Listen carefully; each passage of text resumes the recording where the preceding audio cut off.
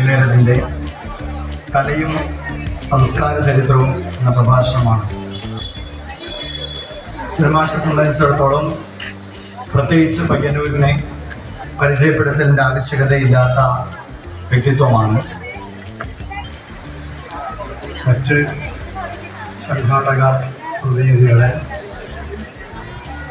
പ്രിയപ്പെട്ടവരെ, ബഹുമാന്യരെ, പയ്യന്നൂർ നഗരസഭ നേതൃത്വം നൽകുന്ന സംസ്ഥാനത്താകെ ചർച്ച ചെയ്യപ്പെട്ടിരുന്നതുമായ ഒന്നാം പതിപ്പിൻ്റെ അനുഭവത്തെ മുൻനിർത്തിക്കൊണ്ടാണ് ഈ വർഷം അതിൻ്റെ രണ്ടാം പതിപ്പ് ഇന്നലെ ആരംഭിച്ചത്. ഇന്നിവിടെ ഈ സെഷൻ്റെ വിഷയം ആധികാരികമായി തന്നെ നമ്മളോട് സംവദിക്കാൻ, നമ്മുടെ മനസ്സിനിണങ്ങുന്ന നിലയിൽ, നമ്മുടെ തലയിൽ കയറുന്ന നിലയിൽ നമ്മളോട് സംവദിക്കാനുള്ള പ്രതിഭയാണ് നമ്മുടെ പ്രഭാഷകൻ സുനിൽ മാഷ്. കലയിലും സാഹിത്യത്തിലും സംസ്കാരത്തിലും എല്ലാം സ്വന്തമായൊരു ഇടമുണ്ടാക്കിയ പ്രദേശമാണ് പയ്യന്നൂർ എന്നത്. സംസ്കൃതം എന്നത് ജ്യോതിഷത്തിൻ്റെ കൂടി അടിത്തറയാണ്. അക്കാര്യത്തിലും പയ്യന്നൂരിനുള്ള പ്രത്യേകത വാക്കുകളിലൂടെ പറയാൻ ഞാൻ ശ്രമിക്കുന്നേയില്ല.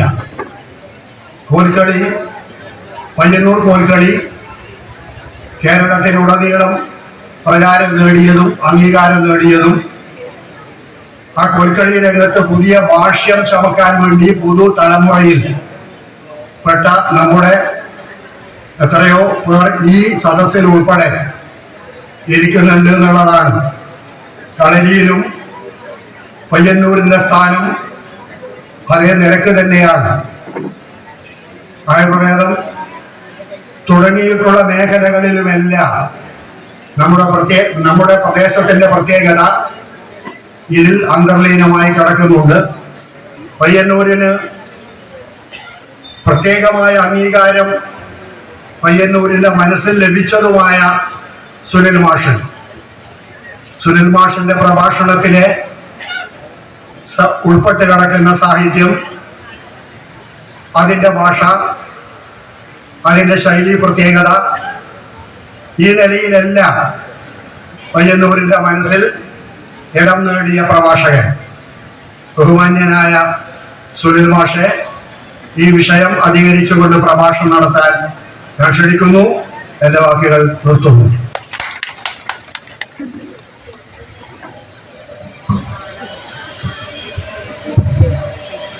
പ്രിയപ്പെട്ടവരെ, എല്ലാവർക്കും എൻ്റെ നമസ്കാരം. പയ്യന്നൂരിൽ പ്രത്യേകിച്ച് ഗാന്ധി പാർക്കിലും സംസാരിക്കാൻ കഴിയുന്നത് വളരെ സന്തോഷകരമായ ഒരു കാര്യമാണ്. ശ്രദ്ധാപൂർവം ശ്രവിക്കുകയും ആശയവിനിമയത്തിൽ പങ്കാളികളാവുകയും ചെയ്യുന്ന ഒരു സദസ്സ് ഏതൊരു പ്രഭാഷണത്തെ സംബന്ധിച്ചും വലിയൊരു കാര്യമാണ്. അത് ഏറ്റവും കൂടുതൽ ലഭിക്കുന്ന ഇടങ്ങളിൽ ഒന്നാണ് കഴിഞ്ഞ 30 വർഷക്കാലത്തെ സംഘജീവിതത്തിൽ പയ്യന്നൂര് എനിക്ക് അനുഭവപ്പെട്ടിട്ടുള്ളത്. അതുകൊണ്ട് തന്നെ ഏത് കാര്യത്തിനായാലും ഇവിടെ വരാനും സംസാരിക്കാനും കഴിയുന്നത് കൂടുതൽ ആഹ്ലാദകരമായ ഒന്നായിട്ട് എപ്പോഴും തോന്നിയിട്ടുണ്ട്. കഴിഞ്ഞ വർഷത്തെ സാഹിത്യോത്സവത്തിലും പങ്കെടുക്കാൻ എനിക്ക് കഴിഞ്ഞിരുന്നു. അതിനു മുമ്പും പല തവണകളിലായി വേദിയിൽ തന്നെ ധാരാളം സംസാരിക്കാൻ കഴിഞ്ഞിട്ടുണ്ട്.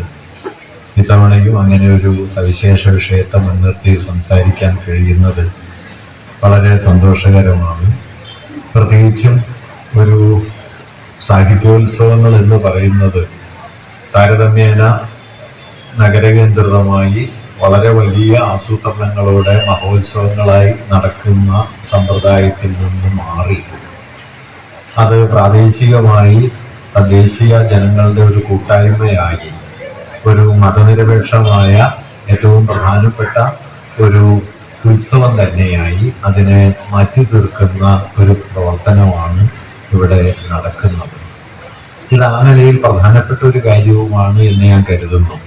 കാരണം ഒരു ജനതയ്ക്ക് ഉത്സവാത്മകമായ ഒരു അന്തരീക്ഷം പ്രദാനം ചെയ്യാൻ മതങ്ങൾക്കോ അതുമായി ബന്ധപ്പെട്ട മതാത്മകമായ കൂട്ടായ്മകൾക്കോ മാത്രമേ കഴിയൂ എന്ന സ്ഥിതി മാറുകയും ജനങ്ങളുടെ ആഘോഷപൂർണമായ ഉത്സവാത്മകമായ ഒരു പങ്കാളിത്തം ജീവിതത്തിൻ്റെ പല പ്രതലങ്ങളിലും ഉറപ്പുവരുത്താൻ കഴിയുകയും ചെയ്യേണ്ടത് പ്രധാനപ്പെട്ട ഒരു കാര്യമാണ്.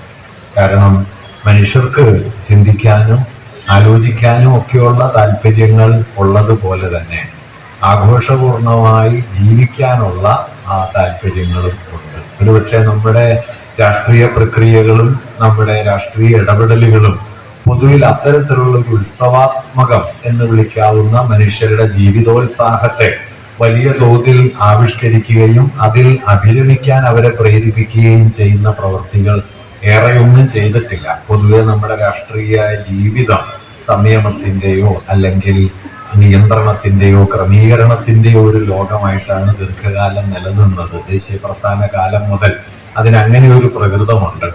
അതുകൊണ്ട് തന്നെ ഉത്സവങ്ങളുടെ ആനന്ദത്തിൻ്റെ ആഘോഷങ്ങളുടെ ഒക്കെ ലോകം മറ്റെന്തോ ആണ് എന്നൊരു യുക്തി പലപ്പോഴും വരികയും ചെയ്തിട്ടുണ്ട്. അത് സാമൂഹിക ബോധം ഇല്ലായ്മയാണ് എന്ന് തെറ്റിദ്ധരിക്കുന്ന ഇടം വരെ ചിലപ്പോൾ അത് വഴിതെറ്റിപ്പോയിട്ടുമുണ്ട്. അതിനായിരിക്കേണ്ടത് അത് കലയും സാംസ്കാരിക ചരിത്രവും എന്ന ഒരു പ്രമേയമാണ്. താരതമ്യേന കുറച്ചൊരു സങ്കീർണതയുണ്ട് എന്ന് പറയാവുന്ന ഒരു പ്രമേയമാണ്.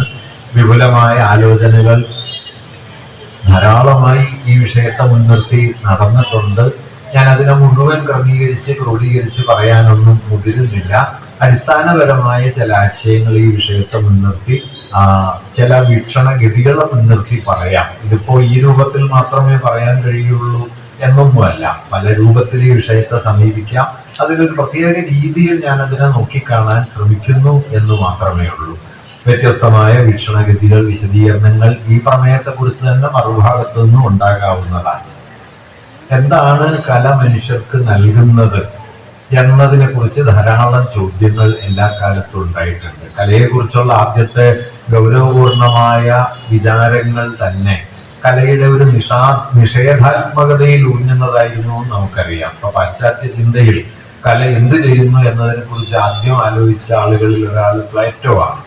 പ്ലേറ്റോ സാഹിത്യത്തെ മുൻനിർത്തിയാണ്, കവിതയെ മുൻനിർത്തിയാണ് പറഞ്ഞതെങ്കിലും പൊതുവിൽ കലയ്ക്ക് ബാധകമായ ഒരു തത്വമാണ് അദ്ദേഹം കല മനുഷ്യരെ യാഥാർത്ഥ്യത്തിൽ നിന്ന് അകറ്റുകയാണ് ചെയ്യുന്നത് എന്ന ഒരു നിരീക്ഷണം മുമ്പോട്ട് വയ്ക്കുകയും സത്യത്തിൽ നിന്ന് പലപടി അകന്നു നിൽക്കുന്ന ഒന്നാണ് കല എന്ന് വിശദീകരിക്കുകയും ഒക്കെ ചെയ്യേണ്ടായി. അതിന്റെ നിഴൽ പിന്നീട് യൂറോപ്പിന്റെ കലാചരിത്രത്തിലും കലാവിചാരത്തിലും ധാരാളമായിട്ട് കിടപ്പുണ്ട്. ആനന്ദാതിരേകമാണ് കലയുടെ ലക്ഷ്യം എന്നത് മറുഭാഗത്ത് രൂപപ്പെട്ട ഒന്നാണ്. കഥാർസിസ് എന്ന സങ്കല്പമൊക്കെ അവതരിപ്പിച്ചുകൊണ്ട് മനുഷ്യരുടെ വികാര വിമലീകരണം വഴി മനുഷ്യരെ കൂടുതൽ മെച്ചപ്പെട്ടവരാക്കി മാറ്റുകയാണ് കല ചെയ്യുന്നതെന്ന് പ്ലേറ്റോന്റെ തന്നെ ശിഷ്യനായ അരിസ്റ്റോട്ടിൽ സംസാരിച്ചു തുടങ്ങുകയും അത് പാശ്ചാത്യ ചിന്തയിലെ കലാ ദർശനത്തെ പിന്നീട് വലിയ തോതിൽ സ്വാധീനിക്കുകയും ചെയ്തു. കല അനുകരണമാണ് എന്ന് പ്ലേറ്റോ പറഞ്ഞതിനെ കല ജീവിതാനുകരണമാണ് എന്ന് തിരുത്തിയതോടെ കല വളരെ സവിശേഷമായ ഒരു നിർമ്മാണ രൂപമാണ് എന്ന കാഴ്ചപ്പാട് അരിസ്റ്റോട്ടിൽ കൊണ്ടുവരുന്നുണ്ട്. ഞാൻ അതിന്റെ ചരിത്രമൊന്നും പറയാൻ മുതിരുന്നില്ല, അത് ദീർഘമായി തുടരുന്ന ഒരു സംവാദമാണ്. ഞാൻ ഇവിടെ മുഖ്യമായിട്ടും കല എന്ന് പറയുന്ന നമുക്ക് രസാത്മകതയും സൗന്ദര്യാനുഭൂതിയും ഒക്കെ പ്രദാനം ചെയ്യുന്ന നമ്മുടെ ജീവിതബോധത്തെ വളരെ ആഴത്തിൽ സ്വാധീനിക്കാൻ കെൽപ്പുള്ള ഒരു സാമഗ്രിയെ നമ്മൾ എങ്ങനെയാണ് കാണേണ്ടത് എന്നൊരാശയം സൂചിപ്പിക്കാനാണ് മുഖ്യമായിട്ടും മുതിരുന്നത്. അത് എങ്ങനെയാണ് നാം സംസ്കാരം എന്ന് വിളിക്കുന്ന ചില സവിശേഷ വ്യവഹാരങ്ങളോട് ബന്ധപ്പെട്ട് കിടക്കുന്നത് എന്നതോടൊപ്പം പറയാൻ ഞാൻ ശ്രമിക്കുന്നുണ്ട്. ഇത് ചുരുക്കം രൂപത്തിൽ ഒരു 40 മിനിറ്റ് കൊണ്ട് ഞാൻ ഈ വിഷയം പറഞ്ഞു നിർത്താം എന്നാണ് കരുതുന്നത്. പിന്നീട് അതേക്കുറിച്ചുള്ള ചെറിയ ആലോചനകൾ തുടർന്ന് നടത്തുകയും ചെയ്യാം. ഇപ്പോ ഏതാണ്ട് 100 കൊല്ലം മുമ്പ് തിരുവിതാംകൂർ യൂത്ത് ലീഗിന്റെ സമ്മേളനം തിരുവനന്തപുരത്ത് ചേരുമ്പോൾ ആ സമ്മേളനത്തിന് അധ്യക്ഷത വഹിച്ച ആള് കേസരി ബാലകൃഷ്ണപിള്ളയാണ്. അദ്ദേഹം അന്ന് സമദർശി പത്രത്തിന്റെ പത്രാധിപരാണ്. അന്ന് തിരുവിതാംകൂർ യൂത്ത് ലീഗ് തിരുവനന്തപുരത്തെ നിഷേധിക്കപ്പെട്ട അല്ലെങ്കിൽ വിലക്കപ്പെട്ട കൂട്ടായ്മകളിലൊന്നാണ്, വിപ്ലവകാരികളുടെ കൂട്ടായ്മയാണ്. അതിലെ അധ്യക്ഷത വഹിക്കാൻ പൊതുവെ ആരും തയ്യാറാവാതിരുന്ന കാലത്താണ് അന്ന് തിരുവിതാംകൂർ യൂത്ത് ലീഗിലെ പ്രവർത്തകരായിരുന്ന ചിലർ കേസരിയെ ചെന്ന് കാണുകയും അദ്ദേഹത്തെ ക്ഷണിച്ചു കൊണ്ടുവന്ന് അവിടെ പ്രസംഗിപ്പിക്കുകയും ചെയ്തത്. കേസരി ആ പ്രസംഗത്തിൽ പറയുന്ന പ്രധാനപ്പെട്ട ഒരു വാക്യം, ചെറുപ്പക്കാരായ രാഷ്ട്രീയ പ്രവർത്തകർ സാമൂഹ്യ രാഷ്ട്രീയ കാര്യങ്ങളിൽ പരിജ്ഞാനം നേടുന്നത് പോലെ തന്നെ കലയുടെയും സാഹിത്യത്തിന്റെയും മേഖലയിലും പരിജ്ഞാനം നേടണം എന്ന് അദ്ദേഹം അവിടെ പറയുന്നുണ്ട്. ഒരുപക്ഷെ കേരളത്തിലെ ഏതെങ്കിലും ഒരു രാഷ്ട്രീയ സമ്മേളനത്തിന്റെ അധ്യക്ഷ പ്രസംഗത്തിൽ ഈ രാഷ്ട്രീയം എന്ന് പറയുന്നത് കലാസാഹിത്യ വിഷയങ്ങളിലുള്ള സവിശേഷമായ ജ്ഞാനം ആവശ്യമുള്ള ഒന്നാണ് എന്ന് ആദ്യമായി പറയപ്പെട്ടത് കേസരിയുടെ ആ പ്രസംഗത്തിലായിരിക്കും എന്നാണ് ഞാൻ കരുതുന്നത്. പൊതുവിൽ അന്നും ഇന്നും രാഷ്ട്രീയ പ്രവർത്തനം എന്ന് പറയുന്നത് സാമൂഹിക കാര്യങ്ങളിലുള്ള വലിയ പങ്കാളിത്തവും കലാസാഹിത്യ പ്രവർത്തനങ്ങൾ എന്ന് പറയുന്നത് വ്യക്തികളുടെ സ്വകാര്യമായ വൈകാരികമായ ആസ്വാദനത്തിന്റെ അനുഭൂതിയുടെ ലോകങ്ങളും എന്ന ഒരു വിഭജനമുണ്ട്. അതുകൊണ്ട് കലയും സാഹിത്യത്തിലും ഒക്കെ തൽപരരായ മനുഷ്യർ പൊതുവിൽ സാമൂഹിക താല്പര്യങ്ങളിൽ അത്ര ജാഗരൂകരല്ല എന്നൊരു ധാരണയും പലപ്പോഴും ഉണ്ടായി വരാറുണ്ട്. ഇതൊരു കവിതയുടെ പ്രശ്നമാണ്, കലയുടെ പ്രശ്നമാണ് എന്നൊക്കെ പരിഹാസപൂർവ്വം ഇതിനെ കാണുന്ന ആളുകൾക്ക് ഇപ്പോഴും കുറവൊന്നുമില്ല. അത് വളരെ കൂടുതൽ നമ്മുടെ നാട്ടിലും ചുറ്റുവട്ടത്തും ഒക്കെയുണ്ട്. കല ഒരേ സമയം രഹസ്യമയമായ ഒരു കുംഭസാരവും കാലത്തിന്റെ അനശ്വര ഗതിയുമാണ് എന്ന് പറയുന്നു. നേരത്തെ ബെൻസാവിയുടെ വൈരുദ്ധ്യാത്മകത എന്ന് പറയുന്ന ഒരു ആശയത്തെ കുറിച്ച് പറഞ്ഞു. മാർക്സ് കലയെ വളരെ ഡയലക്റ്റിക്കലായി പ്ലേസ് ചെയ്യുന്ന ഒരു പോയിന്റ് ഇതാണ്. കല ഒരേ സമയം രഹസ്യമയമായ വളരെ വ്യക്തിഗതമായ ഒരാളോട് മാത്രം സംസാരിക്കുന്ന സവിശേഷതയുള്ള ഒരു കുംഭസാരം പോലെ അങ്ങേയറ്റം വ്യക്തിപരമായ ഒരു അനുഭവ ലോകം കലയിലുണ്ട്. A secret confession. ഒരുപക്ഷെ ഒരു വ്യക്തി മറ്റൊരാളോട് സംസാരിക്കുന്നതിന്റെ ഏറ്റവും സ്വകാര്യമായ ഏറ്റവും വ്യക്തിപരമായ തലമാണല്ലോ കുംഭസാരം. പറയുന്ന ആളും കേട്ട ആളുമല്ലാതെ മറ്റൊരാളിലേക്കും കൈമാറ്റം ചെയ്യപ്പെടില്ല എന്ന ഉറപ്പാണ് ഒരുപക്ഷെ ഒരു കുംഭസാരത്തെ കുംഭസാരമാക്കുന്നത്. അതുകൊണ്ടാണ് കുംഭസാര രഹസ്യം എന്നത് അത്രമേൽ വിശുദ്ധമായിരിക്കുന്നത്. കലയിൽ ഇങ്ങനെ ഒരു കുംഭസാര മൂല്യമുണ്ട് എന്ന് മാർക്സ് പറയുന്നു. A secret confession. പക്ഷെ കുംഭസാര മൂല്യം മാത്രമല്ല, and immortal movement of its time. ആ കാലത്തിന്റെ അനശ്വരഗതി, ഒരു കാലത്തിന്റെ അനശ്വരഗതിയെ ഉൾക്കൊണ്ടുകൊണ്ട് ഓരോ മനുഷ്യനോടും അയാളോട് മാത്രം എന്ന നിലയിൽ സവിശേഷമായി രഹസ്യമയമായി സ്വകാര്യമായി അനുഭൂതിനിഷ്ഠമായി സംവദിക്കാൻ കഴിവുള്ള ഒരു സംഗതിയാണ് കല. അത് രണ്ട് ലോകങ്ങളിൽ ഒരുമിച്ച് ജീവിക്കും. ഒരു കാലത്തിന്റെ അനശ്വരഗതിയിൽ അത് പങ്കാളിയാകും. അത് അതേക്കുറിച്ചൊരു വ്യക്തിയോട് ഏറ്റവും സ്വകാര്യമായ ചിലത് പറയുകയും ചെയ്യും. ഇങ്ങനെ വ്യക്തിപരതയുടെയും സാമൂഹികതയുടെയും ഒരു ഇടനിലയായി താൻ ജീവിക്കുന്ന കാലത്തെ അനുഭവവേദ്യമായി തനിക്ക് തന്നെ കൈമാറിത്തരുന്ന ഒരു ആവിഷ്കാരമായി കല പ്രവർത്തിക്കും എന്നാണ് മാർക്സ് സൂചിപ്പിച്ചത്. അതുകൊണ്ടാണ് കല നഷ്ടപ്പെട്ട മനുഷ്യർക്ക് ഒരുപക്ഷെ സങ്കീർണതാബോധം പലപ്പോഴും നഷ്ടപ്പെട്ടു പോകുന്നത്. കല ചെയ്യുന്ന ഒരു കാര്യം എന്താണെന്നറിയോ? കല വാസ്തവത്തിൽ ഇപ്പൊ നമ്മുടെ 20ാം നൂറ്റാണ്ടിലെ ഈ കാലത്തെ 21ാം നൂറ്റാണ്ടിലെയും ഏറ്റവും വലിയ സാഹിത്യ ചിന്തകന്മാരിൽ ഒരാളായ റാൻസിയെ, ഫ്രഞ്ചുകാരനാണ്. റാൻസിയെ സാഹിതീയത, ലിറ്ററാറിറ്റി എന്ന ആശയത്തെ വിശദീകരിച്ചുകൊണ്ട് അദ്ദേഹം കൊണ്ടുവന്ന ഒരു കൽപ്പന ലിവിങ് ഡയലക്റ്റിക് എന്നാണ്. ജീവിക്കുന്ന വൈരുദ്ധ്യാത്മകതയാണ് സാഹിതീയത. ഈ രണ്ട് ഘടകങ്ങൾ ശ്രദ്ധിക്കണം. ഒന്ന്, അത് സജീവമായിരിക്കണം. രണ്ട്, ആ സജീവത ചരിത്രത്തിലെ, ജീവിതത്തിലെ വൈരുദ്ധ്യാത്മകതയിൽ വേരുപിടിച്ച് നിൽക്കുകയും വേണം. അതുകൊണ്ട് ഒരു ഭാഗത്ത് ജീവിതത്തിൽ ആഴ്ന്ന് മുഴുകുകയും അതുകൊണ്ട് തന്നെ ജീവിതത്തിലെ വിരുദ്ധ ബലങ്ങളുമായി നിരന്തരം സംവദിക്കുകയും അതിനെ ഉൾക്കൊണ്ട് നിൽക്കുകയും മറുഭാഗത്ത് അതിനെ ഒരു അനുഭവ മൂല്യമായി ആവിഷ്കരിക്കുകയും ചെയ്യുക. ഇത് രണ്ടും നിർവഹിക്കാൻ കഴിയാത്തിടത്തോളം കാലം വാസ്തവത്തിൽ വലിയ കല ഉണ്ടാവില്ല. എല്ലാ കലയും വലിയ കലയാവണമെന്ന് നമ്മൾ വാശി പിടിക്കൊന്നും വേണ്ട. ഓരോ കാലത്തും കലയുടെ ഭിന്ന പ്രകാരങ്ങൾ ഉണ്ടാവും. വലിയ കല ഉണ്ടാവണമെങ്കിൽ തന്നെ വലുതല്ലാത്ത കലയും കൂടി ഉണ്ടാവണം എന്നതൊരു വസ്തുതയാണ്. അതുകൊണ്ട് കല എപ്പോഴും മഹിമയുള്ളത് മാത്രമായി പ്രത്യക്ഷപ്പെടണം എന്ന ആത്യന്തിക വാദമൊന്നും ഞാനിവിടെ വയ്ക്കുകയല്ല. മറിച്ച് വലിയ കലയിൽ ഈ രണ്ട് ഘടകങ്ങൾ ഉണ്ടാകും എന്ന് സൂചിപ്പിക്കുകയാണ് ഞാനിവിടെ ചെയ്യാൻ ശ്രമിച്ച ഒരു കാര്യം. ഒരു പക്ഷെ ആ കാലത്ത് മനുഷ്യർ ജീവിതായോധനത്തിന്റെ ഭാഗമായി പങ്കുചേരുന്ന എല്ലാ പ്രയോഗങ്ങളും കൂടി ചേർന്നതാണ് ആ കാലത്തിന്റെ ഗതി. അതിൽ ചിലത് മാത്രമല്ല. അതുകൊണ്ട് ഒരു കാലത്തിന്റെ അനശ്വര ഗതിയെ നിങ്ങൾ അഭിസംബോധന ചെയ്യാൻ ശ്രമിച്ചാൽ അടിസ്ഥാനപരമായി കലയ്ക്കുണ്ടാകുന്ന ഒരു സവിശേഷത അത് സ്വയമേവ വൈരുദ്ധ്യങ്ങളിലേക്ക് ചെന്ന് ചാടും എന്നതാണ്. അല്ലാതെ വൈരുദ്ധ്യങ്ങളെ മുഴുവൻ ചേറ്റിക്കൊഴിച്ച് കളഞ്ഞ് ശുദ്ധമായ ഏതോ ഒരു തത്വം അന്തിമ മൂല്യം എന്ന നിലയിൽ വിളിച്ചു പറയുന്നതാണ് കല എന്ന് ദയവായി തെറ്റിദ്ധരിക്കരുത്. അത് കലയിൽ സാധ്യമാകാവുന്ന പല കാര്യങ്ങളിൽ ഒരു കാര്യമാണ്.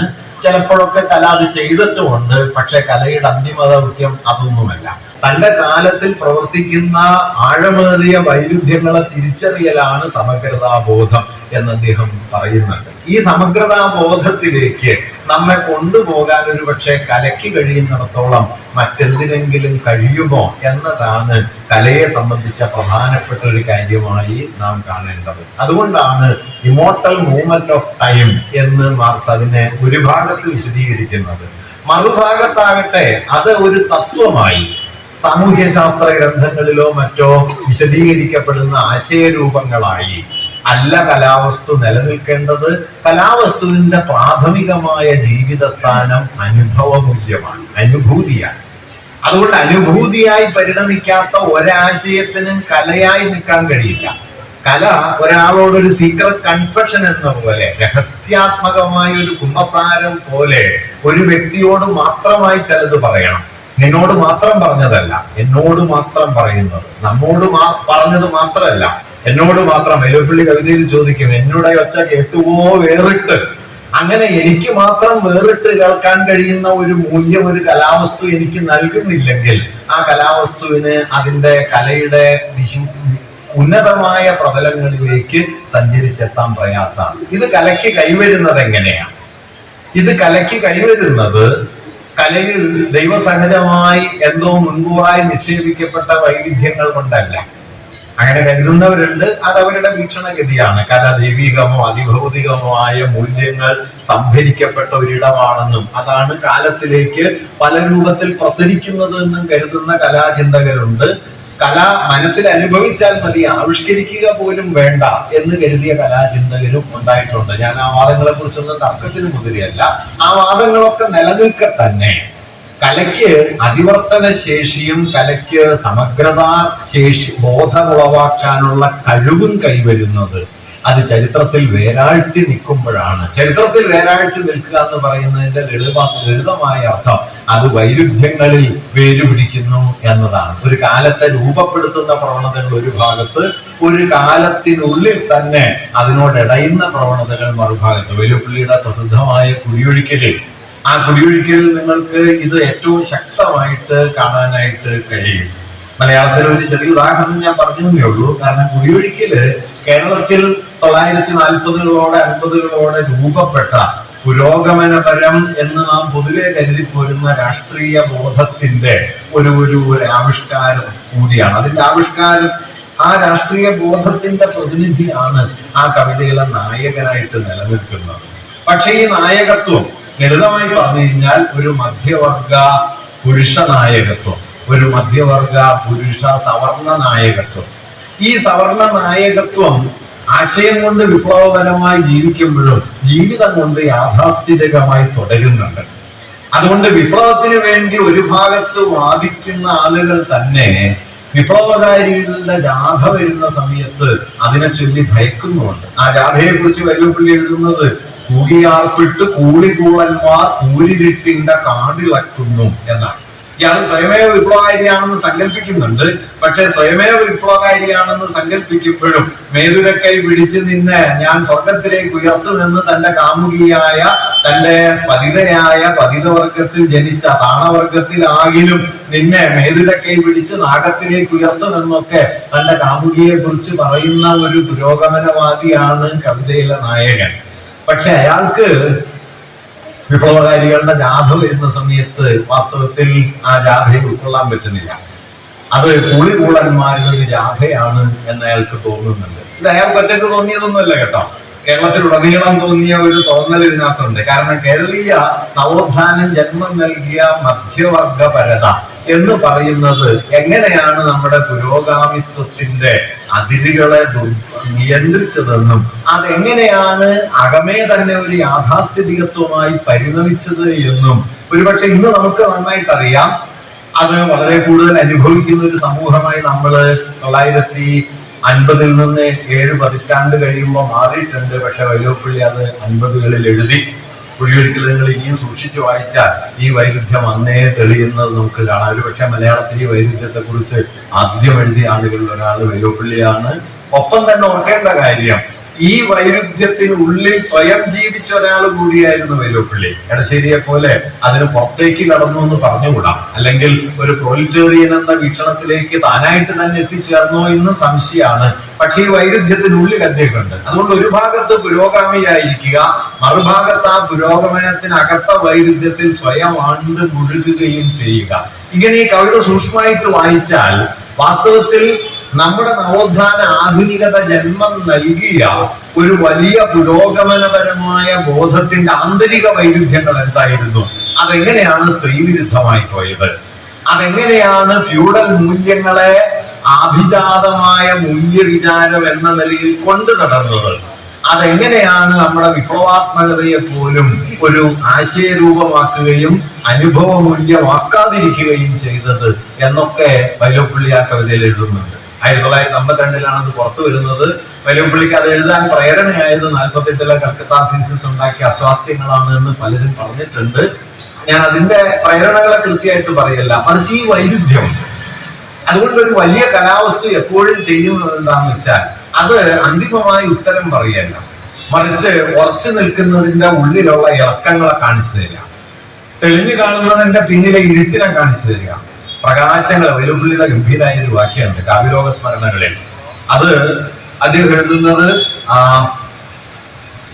വെളിച്ചത്തിന്റെ ലോകത്തെ പുതിയ അറിവുകൾ വെട്ടിത്തിരുത്തിക്കൊണ്ടേയിരുന്നു എന്നർത്ഥം വരുന്ന ഒരു വാക്യം. വെളിച്ചത്തെയാണ് വെട്ടിത്തിരുത്തുന്നത്, ഇരുട്ടിനെയല്ല. കുഴിയാർപ്പിട്ട് കൂളികൂളന്മാർ കൂരിരുട്ടിന്റെ കാടിളക്കുന്നു. അങ്ങനെ കാടിളക്കി വരുന്ന ഈ കൂളികൂളന്മാരുടെ ജാഥ വാസ്തവത്തിൽ സ്വയമേവ വിപ്ലവകാരിയാണ്, പുരോഗാമിയാണ് എന്ന് കരുതുന്ന ഒരാളെ തന്നെ എങ്ങനെ അകമേ തിരുത്തുന്നുണ്ട്, അകമേ ഒലയ്ക്കുന്നുണ്ട് എന്ന് വല്ലുപ്പള്ളി ആ കവിതയിൽ രേഖപ്പെടുത്തിയിട്ടുണ്ട്. ഞാൻ അതിന്റെ വല്ലുപ്പള്ളിയെ കുറിച്ചുള്ള ഒരു ആലോചനയാക്കി മാറ്റുകയല്ല, മറിച്ച് ഈ ഒരു സവിശേഷ പ്രശ്നം കലയുടെ മൗലികമായ ഒരു സാധ്യതയാണ്. അതല്ലാതെ കുറച്ച് ആശയങ്ങളെ വീണ്ടും ആവർത്തിക്കുക, കുറച്ചാശയങ്ങൾ പിന്നെയും പറഞ്ഞുകൊണ്ടിരിക്കുക എന്നതിലല്ല ഒരർത്ഥത്തിൽ കലയുടെ മൗലികമായ സാധ്യത. ചിലപ്പോൾ അത് വേണ്ടിവരും, അത് വേണ്ട എന്ന അർത്ഥത്തിലല്ല ഞാൻ പറയുന്നത്. ലോകത്തിന്റെ ചരിത്രത്തിൽ അതും ഉണ്ടായിട്ടുണ്ട്. ഒരു കലാവസ്തു കാലത്തിൽ നിൽക്കുന്നത് ആ കാലത്തിന്റെ വൈരുദ്ധ്യങ്ങളെ മുഴുവൻ ഉൾക്കൊള്ളുമ്പോഴാണ് ശരിയായി.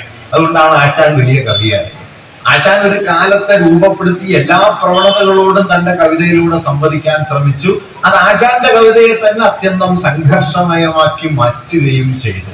ആശാൻ ജാതിക്കെതിരെ സംസാരിച്ചു, ആശാൻ പ്രണയത്തിന് വേണ്ടി സംസാരിച്ചു, സ്വാതന്ത്ര്യത്തിന് വേണ്ടി സംസാരിച്ചു. നേരത്തെ സഖാവോട് സൂചിപ്പിച്ചതുപോലെ സ്വാതന്ത്ര്യത്തിന് വേണ്ടി സംസാരിച്ചുകൊണ്ടിരിക്കെ തന്നെ പാരതന്ത്ര്യം വിധികൽപ്പിതമായി തീർന്ന ഒരു നാടിനെ കുറിച്ചും പറയുകയുണ്ടായി. പ്രണയത്തെ അദ്ദേഹം വിമോചനത്തിന്റെ ഒരു മൂല്യമാക്കുകയും പ്രണയത്തെ ഒരു ആദർശമാക്കി മാറ്റുകയും ഒക്കെ ചെയ്യുന്നു. ഇങ്ങനെ പലയിടങ്ങളിലേക്ക് ചെതറി നിൽക്കുന്ന ചരിത്ര ബന്ധങ്ങളെ കല കൊണ്ട് പ്രകാശിപ്പിക്കാനും അനുഭവവേദ്യമാക്കാനും കഴിയുമെന്നതായിരുന്നു മാർക്സിനെ സംബന്ധിച്ച് കലയുടെ ഏറ്റവും പ്രധാനപ്പെട്ട മൂല്യം. ഞാൻ പറഞ്ഞു വന്നതിന്റെ താല്പര്യം ഇതാണ്. കല എന്ന് പറയുന്നത് നമ്മൾ സാധാരണ പലപ്പോഴും കരുതുന്നത് പോലെ അപ്പുറമുള്ള ഒരു ലോക യാഥാർത്ഥ്യത്തെ പകർത്തി നമുക്കിപ്പോൾ ഇപ്പുറത്തേക്ക് പകർത്തി കാണിക്കുന്ന ഒരു സംഗതിയല്ല.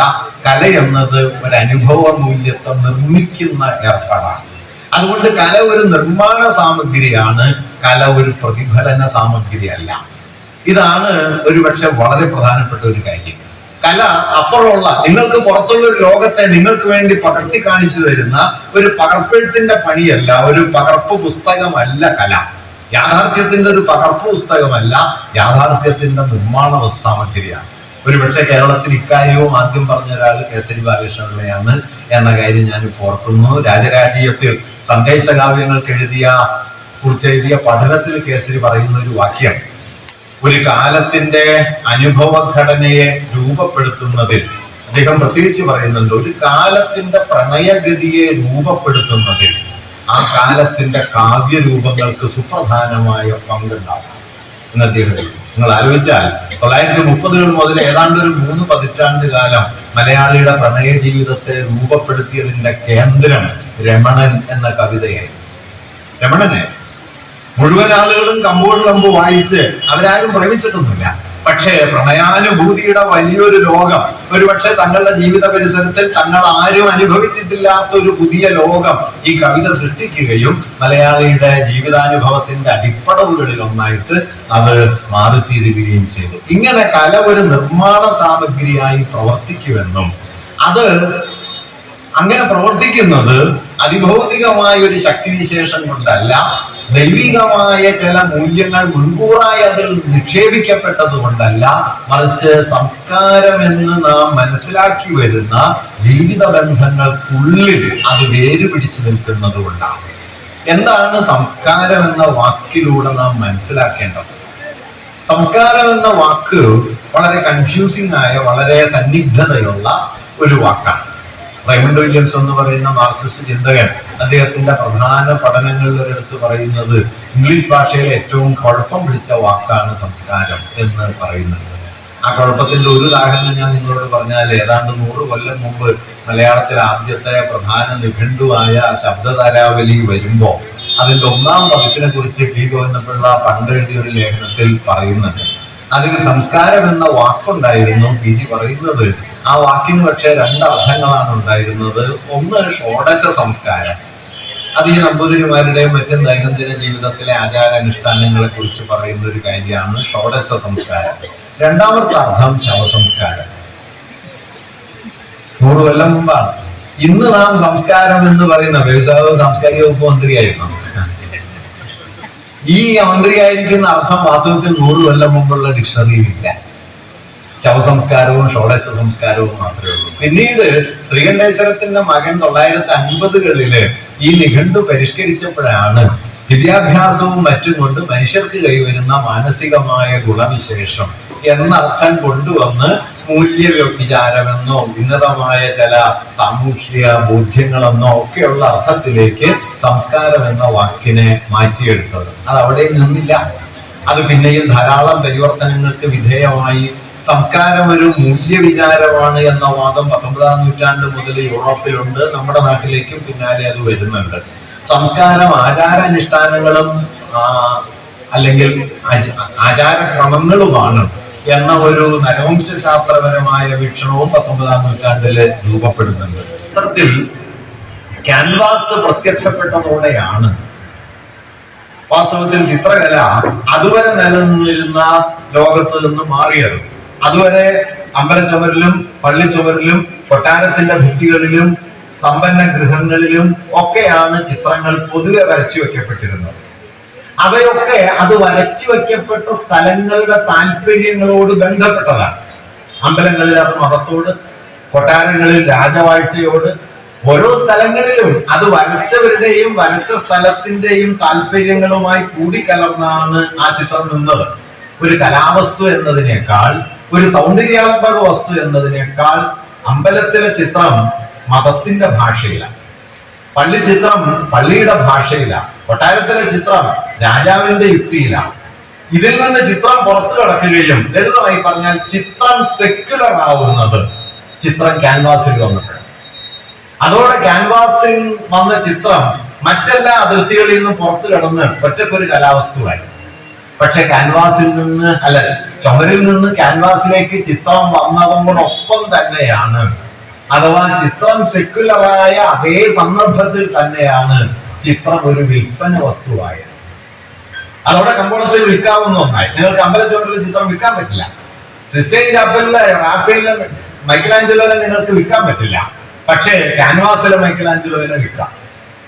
അതായത് ഞാൻ പറഞ്ഞു വന്ന പോയിന്റ്, എങ്ങനെയാണോ കല മതനിരപേക്ഷമായത്, ആ മുഹൂർത്തത്തിൽ തന്നെ കല കച്ചവട വസ്തുവായി. ഈ വൈരുദ്ധ്യം കലയ്ക്ക് കേവലമായ മതനിരപേക്ഷത മാത്രമല്ല, മതനിരപേക്ഷതയുടെ ആ മുഹൂർത്തം തന്നെ കലയെ വിൽപ്പന വസ്തുവും ആക്കുന്നുണ്ട്. ഇത് കലയുടെ ജീവിതത്തിലെ പ്രധാനപ്പെട്ട ഒരു പ്രശ്നമാണ്. കാരണം ആധുനികത എന്ന് നമ്മൾ വിളിക്കുന്ന ബൂർഷ്വാ സാമൂഹ്യ ക്രമം വരുന്ന സമയത്ത് അതെന്തിനും വിൽപ്പന മൂല്യം കൊടുക്കും. വിൽപ്പന മൂല്യം കൊടുക്കാൻ പാകത്തിന് സങ്കേതത്തിന്റെ പുതിയ ക്രമങ്ങൾ ഉയർന്നു വരികയും ചെയ്യും. അതുകൊണ്ട് ചിത്രത്തെ കുറിച്ച് പഠിക്കുന്ന സമയത്ത് ചിത്രം ക്യാൻവാസിനകത്ത് വെച്ച് മാത്രം പഠിക്കേണ്ടതല്ല, ചിത്രത്തിന് പുറത്തെ ഈ ബന്ധങ്ങളെ മുൻനിർത്തി കൂടി പഠിക്കേണ്ടതാണ്. ക്രിസ്റ്റഫർ കോഡ്വെൽ എന്ന് പറയുന്ന 20-ാം നൂറ്റാണ്ടിലെ വളരെ പ്രാമാണികനായ ഒരു മാർക്സിസ്റ്റ് ചിന്തകൻ ഇതേക്കുറിച്ച് പറയുന്നുണ്ട്. If you want to get in to poetry, first of all get out of poetry, and to get out of poetry you have to get in to the society. കവിതയ്ക്കകത്ത് കിടക്കണമെങ്കിൽ നിങ്ങൾ ആദ്യം കവിതയിൽ നിന്ന് പുറത്ത് കിടക്കണം. കവിതയിൽ നിന്ന് പുറത്ത് കിടക്കണമെങ്കിൽ നിങ്ങൾ ലോകത്തിനകത്ത് കിടക്കണം. കാരണം ഈ ലോകം കവിതയിലുണ്ട്. അത് എല്ലാ രൂപത്തിലും കേട്ടോ. ലോകം കവിതയിലുള്ളത് നമ്മുടെ ഒരു തെറ്റിദ്ധാരണ. ഈ കവിത പറയുന്ന ആശയങ്ങളിൽ മാത്രമാണ് ലോകമുള്ളതെന്നാണ്. നിശ്ചയമായിട്ടും അല്ല. കവിത പറയുന്ന ആശയങ്ങളിൽ ലോകമുണ്ട്, കവിതയുടെ രൂപത്തിൽ ലോകമുണ്ട്, കവിത ഉണ്ടാക്കുന്ന, ഞാൻ കവിത എന്ന് പറയുന്നത് കല എന്നുള്ള സാമാന്യ അർത്ഥത്തിലാണ്. കലയുടെ പ്രമേയത്തിൽ ലോകമുണ്ട്, കലയുടെ രൂപ സംവിധാനത്തിൽ ലോകമുണ്ട്, കല പകരുന്ന അനുഭൂതിയിലും ലോകമുണ്ട്. അതുകൊണ്ട് കലാവസ്തു നോക്കൂ, ഒരു കലാവസ്തുവായി മാറണമെങ്കിൽ ഈ 3 ഘടകങ്ങൾ വേണം. അതിനൊരു രൂപ സംവിധാനം വേണം, അത് നമ്മളോട് അനുഭവപരമായി സംവദിക്കണം, അത് ചില ആശയങ്ങൾ നമ്മളോട് വിനിമയം ചെയ്യുകയും വേണം. ഈ 3 തലങ്ങളിൽ ലോകയാഥാർത്ഥ്യമുണ്ട്. ഓരോ കാലത്തും ഇത് മാറി മാറി വരും എന്ന് മാത്രമേ ഉള്ളൂ. പല രൂപത്തിൽ ഇത് വരും, ഒട്ടും നേരിട്ടല്ലാത്ത രൂപത്തിലും വരാം. ആകാശത്തിലെ വെളുത്ത മേഘങ്ങളെ കണ്ട് കാളിദാസൻ പറയുന്നത് ആകാശത്ത് ഐരാവതങ്ങൾ കൊമ്പുകുത്തി കളിക്കുകയാണ്. അപ്രക്രീഡാപരിണത ഗജപ്രേക്ഷണീയം ദർശ. കുബേരന്റെ ആന ആകാശത്ത് കൊമ്പുകുത്തി കളിക്കുന്നോ എന്ന കാളിദാസൻ കണ്ട അതേ മേഘങ്ങളെയാണ് വള്ളത്തോള് ആകാശത്ത് ഖദറിന്റെ കൊടികൾ പാറിക്കളിക്കുകയാണോ എന്ന് പിന്നെ ആലോചിക്കുന്നത്. ഒരു കാലം അല്ലെങ്കിൽ നമ്പ്യാര് വാഴക്കൊലയെ കുറിച്ച് എഴുതുന്നുണ്ട്. പച്ചക്കദളി കുലകൾക്കിടക്കിടെ മെച്ചത്തിൽ നന്നായി പഴുത്ത പഴങ്ങളും ഉച്ചത്തിൽ അങ്ങനെ കണ്ടാൽ പവിഴവും പച്ചരത്നക്കല്ലും ഒന്നിച്ചു ചേർത്ത മാലകൾ കൊണ്ട് വിധാനിച്ച ദിക്ക്. ജമാഷ് പറയുന്നത് വല്ലാത്തൊരു ഹാലൂസിനേഷൻ ആണെന്നാണ്. കാരണം നമ്മളൊക്കെ വാഴക്കൊല കണ്ടിട്ടുണ്ടല്ലോ. നിങ്ങൾക്ക് ആർക്കെങ്കിലും പവിഴവും പച്ചരത്നക്കല്ലും കൊണ്ട് വിധാനിച്ച മാലകൾ എന്നൊന്നും തോന്നില്ലല്ലോ. മാഷ് പറയുന്നത് ഈ ലഹരിയുടെ ഒരു ഗുണം എന്താണെന്ന് വെച്ച് കഴിഞ്ഞാൽ അത് എന്തിനേയും തീവ്രമാക്കും എന്നതാണ്. അപ്പോൾ കഞ്ചാവ് കഴിച്ചാലൊക്കെ അങ്ങനെ ഒരു എഫക്റ്റ് ഉണ്ടെന്ന് പറയും. എല്ലാം തീവ്രമാവും, ചുമപ്പ് നിറം തീ പിടിച്ച ചുമപ്പാവും. നമ്പ്യാരുടെ കാലത്ത് കഞ്ചാവ് ഉണ്ട് കേരളത്തിൽ, ഓഫീസുകാരെ ഉണ്ടെന്നതാണ്. നമ്പ്യാര് കഴിച്ചെന്നല്ല ഞാൻ പറയുന്നത്. പക്ഷെ ഈ ഒരു ഹാലൂസിനേഷന്റെ ഭാഷ വരുന്നുണ്ട് എന്ന് വിജയമാഷ് അതേ കുറിച്ച് പറയുന്നത്. അങ്ങനെ കണ്ട ഇതേ വാഴക്കൊലയാണ് ഏതാണ്ട് 200 കൊല്ലം കഴിഞ്ഞപ്പോൾ ചങ്ങമ്പുഴ കണ്ടത്. അതാണ് മലയപ്പുലയന്റെ വീട്ടുമുറ്റത്തെ വാഴക്കൊലയായി, നാടുവാഴിത്തം അറുത്തെടുക്കുന്ന വാഴക്കൊലയായി, ഇതിനൊക്കെ പ്രതികാരം ചെയ്യാതടങ്ങുമോ എന്ന ചോദ്യവുമായിട്ട് മാറുന്നു. അതുകൊണ്ട് ഒരു കൽപ്പന, 20ാം നൂറ്റാണ്ടിലെ ആദ്യത്തെ മോഡേണിസ്റ്റ് കവിത എന്നറിയപ്പെടുന്നത് ടി.എസ്. എലിയറ്റിന്റെ love song of Alfred J Prufrock എന്നാണ്. ആൽഫ്രഡ് ജെ പ്രൂഫോക്കിന്റെ പ്രണയകാരൻ. ആ ടൈറ്റിൽ തന്നെ വളരെ സവിശേഷമാണ് കേട്ടോ. ആൽഫ്രഡ് ജെ പ്രൂഫോക്കിന്റെ പ്രണയകാരൻ എന്നാണ്. അച്ഛന്റെ പേരും തറവാട്ട് പേരും ഒക്കെ ഉള്ള ഒരാളാണ്. അതിനെ കുറിച്ച് പറയുന്ന ഒരു കാര്യം എന്താണെന്ന് വെച്ച് കഴിഞ്ഞാൽ, അതോടെ പ്രണയത്തിന്റെ സാർവലൗകികതയുടെ ഒരു ശിഥിലീകരണം ആരംഭിച്ചിരിക്കുന്നു. അത് മനസ്സിലാവണമെങ്കിൽ നിങ്ങൾ രമണൻ എന്ന കവിതയുടെ പേര് കെ രമണൻ എന്ന് ആലോചിച്ചാൽ മതി. അതോടെ രമണൻ അവസാനിച്ചു. കാരണം അതോടെ ഇത് വളരെ അതിന്റെ സാർവത്രികതയൊക്കെ പോകും. കെ രമണന്റെ പ്രശ്നമാണിത്, അല്ലാതെ രമണന്റെ പ്രശ്നമല്ല. രമണൻ കെ രമണനാവുന്നതോടെ വാസ്തവത്തിൽ കലയുടെ ഉള്ളടക്കത്തിൽ വലിയ മാറ്റം വരും. ഞാൻ പറയുന്നത് ആ ഒരു ഇൻഷ്യൽ കൊണ്ട് നിങ്ങൾക്ക് ഒരു കവിതയെ മൊത്തം റദ്ദാക്കി കളയാം. അത് ഈ നമ്മൾ വിചാരിക്കുന്നതിനേക്കാളും ആഴം ഈ പ്രശ്നത്തിൽ ഉള്ളത് കൊണ്ടാണ്. അപ്പൊ ഞാൻ പറഞ്ഞത്, ഇങ്ങനെ രമണന്റെ ആൽഫ്രഡ് ജെ പ്രൂഫോക്കിന്റെ പ്രണയഗാനം എന്ന കവിത ആരംഭിക്കുമ്പോ എലിയറ്റ് എഴുതുന്നത്, let us go then you and I, when the evening is spread out against the sky, like a patient etherized upon a table. എനിക്ക് കല രാഷ്ട്രീയമായ ശരികളെ വിളിച്ചു പറയാനുള്ള എന്തോ ഒരു ഏർപ്പാടാണ് കല എന്ന തോന്നൽ നമ്മുടെ കാലത്ത് വളരെ ശക്തമായിട്ടുണ്ട്. പൊളിറ്റിക്കലി കറക്റ്റ് ആയിരിക്കുക എന്നുള്ളത് നിങ്ങളുടെ പ്രവൃത്തിയിൽ വേണം, പെരുമാറ്റത്തിൽ വേണം, ജീവിത മൂല്യങ്ങളിൽ വേണം. പക്ഷെ കലയ്ക്ക് അങ്ങനെ ആകാൻ പറ്റില്ല. കല വളരെ സങ്കീർണമായിട്ടുള്ള യാഥാർത്ഥ്യങ്ങളിലേക്ക് വേരാഴ്ത്തി നിൽക്കുകയാണ് ചെയ്യുന്നത്. നിങ്ങൾ ഡസ്റ്റോവ്സ്കി വായിച്ചാല് നിശ്ചയമായും ഡസ്റ്റോവ്സ്കിയില് ജൂതവിരോധമുണ്ട്. ഷേക്സ്പിയർ വായിച്ചാൽ ഷേക്സ്പിയറിൽ വർണ്ണവെറിയും വംശീയതയും ഉണ്ട്. പക്ഷെ വർണ്ണവെറി ഷേക്സ്പിയറിൽ ഉണ്ട് എന്നുള്ളതിന്റെ അർത്ഥം ഷേക്സ്പിയർ വർണ്ണവെറി മാത്രമാണ് എന്നല്ല. ക്രൂര മുഹമ്മദ് എന്ന് ആശാൻ എഴുതി എന്നതിന്റെ അർത്ഥം ആശാൻ മുസ്ലിം വിരുദ്ധൻ മാത്രമാണ് എന്നല്ല. അങ്ങനെയുള്ള ലളിത സമവാക്യങ്ങളിലേക്ക് കലയെ ചുരുക്കുന്നത് കലയുടെ അതിനിർണായകമായ പ്രവർത്തന ശേഷിയെ റദ്ദാക്കുകയും വളരെ ഉപരിതലത്തിലുള്ള ഒരു ആശയ പ്രസ്താവനയാണ് കല എന്നതിലേക്ക് അതിനെ കൊണ്ടുപോവുകയും ചെയ്യും. ഇമ്മോർട്ടൽ മൂവ്മെന്റ് ഓഫ് ടൈം എന്നതുണ്ടല്ലോ, ഒരു കാലത്തിന്റെ അനശ്വരഗതി. ആ അനശ്വരഗതി ഓർക്കണം. ആ അനശ്വരഗതി ഒറ്റ വഴിയല്ല, വൈരുദ്ധ്യങ്ങൾ നിറഞ്ഞതാണ്, തമ്മിൽ കലമ്പുന്നതാണ്. ആ കലമ്പലാണ് കലയുടെ അടിസ്ഥാനപരമായ യാഥാർത്ഥ്യം, അല്ലാതെ അതിലെ ഒരു വരിയെ പ്രകാശിപ്പിക്കലല്ല എന്നുകൂടി നാം ഓർക്കണം എന്നാണ് ഞാൻ കരുതുന്നത്.